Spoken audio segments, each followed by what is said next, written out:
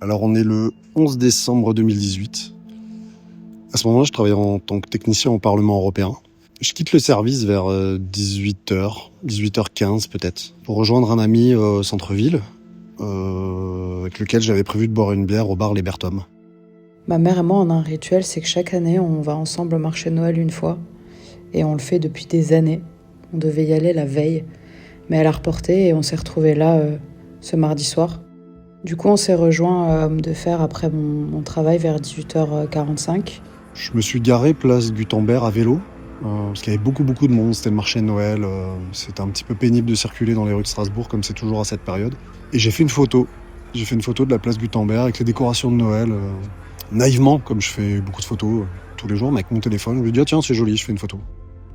J'arrive au Berthom, je me pose, on commande une bière, on se pose à côté de la porte, vraiment la première table à droite à côté de la porte, le long des baies vitrées qui donnent sur la rue des Tonnellets.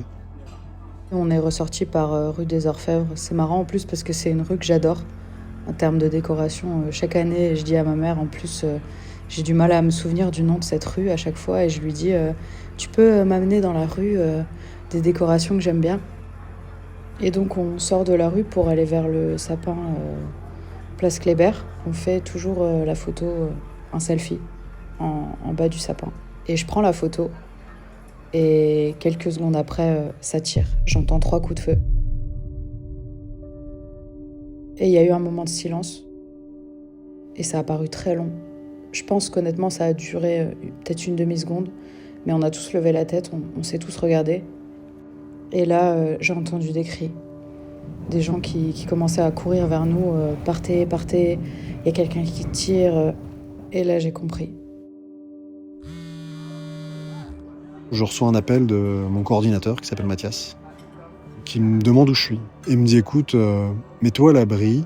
Apparemment, il y a un ou des tireurs dans les rues de Strasbourg et il y a eu un attentat. Donc quand tu reçois un coup de fil comme ça, c'est vraiment pas habituel. Tu dis, d'accord, je sais mais comment tu sais ça. Il me dit, bah écoute, je sais ça de la sécurité du Parlement. Le Parlement est bloqué, tout a été fermé, on est enfermé dedans. Je raccroche et là commencent peut-être les 5 minutes les plus longues de mon existence. J'apprends ça à mon pote, on est un petit peu estomaqué. J'appelle le serveur, je lui donne cette info, je lui dis voilà, je travaille au Parlement européen, je viens d'avoir cette info de la sécurité. Il me regarde un petit peu bizarrement, mais il prend quand même ça au sérieux. Et je vois qu'autour de moi, tout le monde fait la fête, tout le monde boit son verre tranquille, tout le monde est là, et en fait personne n'est au courant. Je reçois un SMS de la préfecture sur mon téléphone. Alors il faut savoir qu'à l'époque, je suis secouriste bénévole à la Croix-Rouge. Et donc à ce moment-là, on reçoit tous un message automatique qui nous dit « Attentat en cours à Strasbourg, toutes les personnes disponibles sont invitées en gros à se rendre à leur point de base et pouvoir prêter main forte aux équipes de secours en place ». Je réfléchis pas. J'ai peut-être une demi-seconde où je me dis j'espère qu'aucun de mes proches n'est impliqué. Je le saurai très vite dans tous les cas si malheureusement ça arrivait. J'enfile ma tenue directement sur moi, je monte dans ma voiture et je fonce. La rue des Grandes Arcades, les gens venaient de cette direction vers nous. Ma mère, elle est restée stoïque. Elle m'a regardée et elle m'a dit mais qu'est-ce qui se passe, Léa ? Et je lui ai répondu là il faut courir, maman. J'ai pris son bras et on a couru dans le sens inverse vers les halles. Je savais qu'on se retrouverait bloqués, donc je lui ai dit il faut vite qu'on sorte d'ici et qu'on parte. On vient d'apprendre qu'il y a eu des coups de feu à Strasbourg. Et là, je vois mon copain qui fait putain, si c'est des coups de feu au marché de Noël, faut que je parte direct, faut que j'aille au boulot. Il était policier, donc là, mon copain, il est parti direct. Je l'ai même pas vu partir. Il est juste, lui, il a pas réfléchi, il est parti et il est allé à l'hôtel de police. Et moi, en fait, je regardais le JT et je savais pas ce qui se passait, je comprenais rien. Mon portable qui arrêtait pas de sonner, il y a ma mère qui m'appelait, il y a mes amis qui m'appelaient, et je répondais même pas parce qu'en fait, je comprenais pas. Je dis à mon pote, je lui dis écoute, il faut pas qu'on reste près des vitres. Puis là, petit à petit, je vois des gens sur leur téléphone, l'air un peu concerné. Donc je me dis ok, l'info circule, les gens commencent à être au courant. La musique se coupe. Le barman qui dit on monte tous à l'étage, on se met en sécurité. Apparemment, y a un tireur, voilà. Donc il y a des gens qui partent. Des gens, on ne peut pas les enfermer dans le bar, hein, donc il y a des gens qui partent. On commence à voir que dans les rues, des gens courent. Mais ils ferment à clé les portes du bar. On monte tous à l'étage, lumière coupée, et on attend. On ne sait pas combien il y aura de victimes. On demande en gros, comme une réserve sanitaire, de pouvoir se mettre en place et de participer tout simplement à l'effort collectif, de prendre en charge les victimes, de les évacuer vers les hôpitaux, du comptage de victimes, du tri de victimes, selon la gravité des blessures. Donc c'est le genre d'exercice où nous on est préparés, en tout cas à pouvoir réagir. Ce à quoi on n'est pas préparé, c'est la dimension humaine en fait. Et la question de la gestion des émotions, la gestion humaine, de sa propre gestion d'émotions et de celle d'autrui, elle est très peu abordée en fait. On nous a fouillés, on devait enlever nos manteaux, etc. Chose qui d'ailleurs n'avait jamais été faite avant. On a pris ma voiture. J'ai roulé pendant 20 minutes.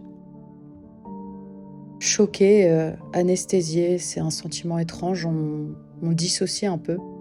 C'est vraiment un état d'hypnose presque. On réfléchit pas, juste je roule vers chez moi. Je sais même pas comment je suis arrivée chez moi, très honnêtement. On reste là peut-être 2 heures, peut-être plus, peut-être moins. J'ai du mal à savoir, ça m'a paru extrêmement long, mais ça a peut-être duré que 2 heures. Et puis au bout d'un moment, l'armée sur place, on entend les hélicos, la police, donc ils nous disent vous pouvez partir, rentrer chez vous. Je prends la direction du coup place Gutenberg chercher mon vélo et je devais me rendre dans le quartier des Halles. Et là, une militaire me dit c'est pas possible, vous pouvez pas passer par là, il faut que vous fassiez le tour par les quais. Donc je monte sur mon vélo, mon pote habitait dans le centre-ville, donc très très proche de là où on était. Et moi je prends mon vélo et je fonce, je roule hyper vite, parce que j'entendais les hélicos, les rues étaient vides, il y avait quasiment pas de voitures, les seuls qu'on croisait c'était soit des voitures militaires, soit des voitures de flics. Je vois toutes les images au marché de Noël et là franchement j'ai eu super peur parce que on venait d'apprendre, ça faisait 3 semaines, 1 mois que j'étais enceinte, donc en fait dans ma tête ça allait très vite. Je me suis dit mais c'est pas possible, on peut pas passer d'un bonheur qui arrive, qui grandit, on va partager ça et il faut que mon enfant aille bien, il faut que son papa soit là, il faut... Mon copain m'appelle, je me suis dit bon, il y a une partie de moi qui est rassurée d'avoir de ces nouvelles. Ça faisait peut-être 2 heures, 2 heures et demie qu'il était parti.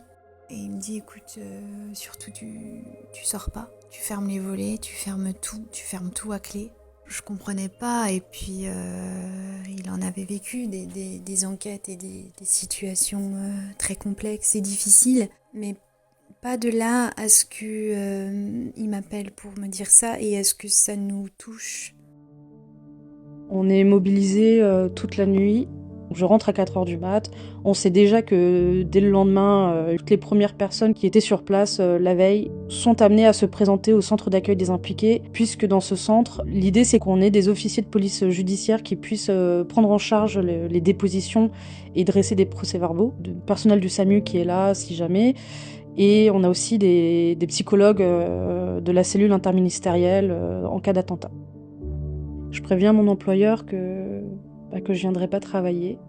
Pour moi, la question se pose toujours pas. Je pense que je suis dans un état émotionnel où je me dis je peux pas être ailleurs qu'à cet endroit-là et je ne peux pas faire autre chose que de me rendre utile pour les personnes qui en ont besoin. Il y a quelque chose qui m'a beaucoup marqué ce jour-là, c'est qu'on me donne un nom, le nom d'une victime décédée, et on me dit une personne proche de cette victime doit venir. Il est très important que quand cette personne se présentera, elle soit prise en charge immédiatement et qu'elle puisse voir tout de suite un psychologue et l'officier de police judiciaire. C'est un nom de famille qui ressemble beaucoup à un nom de poète que j'aimais beaucoup et je sais pas, et ça s'imprime dans mon cerveau et je garde ce nom-là tout le temps et puis je vois des gens passer et ce jour-là, ce que je vois sur les visages, c'est de la terreur.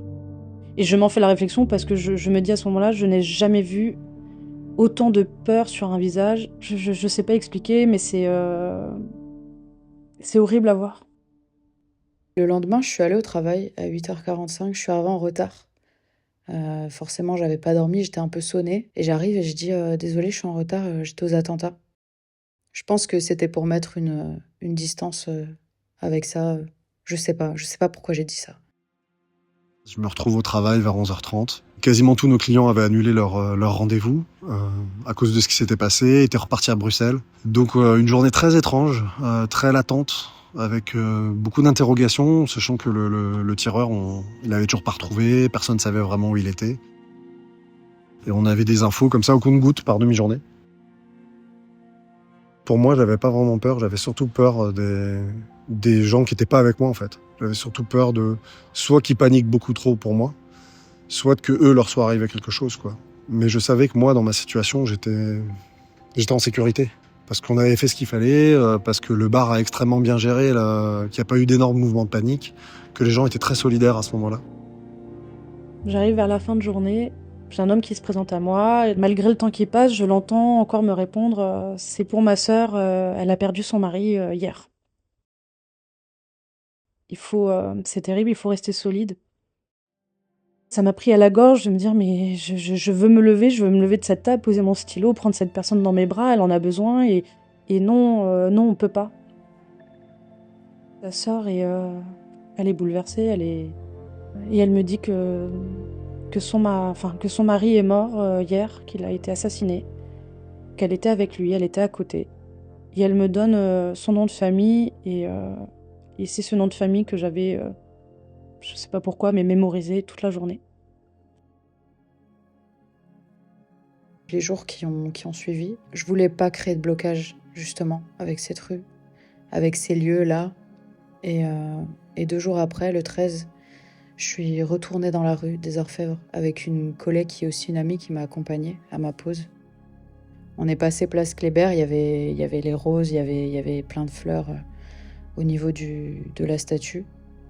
Et on est allé dans la rue et c'est vraiment là où j'ai vraiment réalisé ce qui s'est passé. Là, j'ai vu de mes yeux, par terre, il y avait encore le sable, il y avait l'odeur, ça sentait la mort, hein, ça sentait le fer. C'était hyper prenant comme ambiance. Et j'avoue que j'ai ressenti un frisson dans tout le corps. Heureusement que ma collègue, elle était avec moi. C'était horrible. Et comme dit, je voulais surtout pas créer de blocage, donc je me suis dit, si t'y retournes pas maintenant, t'y retourneras jamais. J'ai vécu un peu dans un monde parallèle, je suis pas sortie. J'ai quasiment pas vu mon copain, qui a quasiment pas dormi pendant 3 jours. Quand il revenait, c'était pour se changer, éventuellement prendre une douche, manger un sandwich, dormir 20 minutes, aller 1 heure à tout casser, et puis il repartait quoi. Il est rentré un soir, on l'appelle. Ils ont réussi à neutraliser le shérif Chicat, ils l'ont abattu, et ils ont appelé direct mon mec, vu que c'était donc leur chef. Et donc il est parti, en plus on est à vraiment, marchant vite, c'est 5 minutes à pied de chez nous, quoi. Et là, le quartier, c'est une scène de chaos. Il y a des sirènes, des lumières bleues partout. J'ai vu mon mec partir avec son gilet, comme tous les jours, tous les soirs, depuis cet attentat. Et en fait, c'était la fin.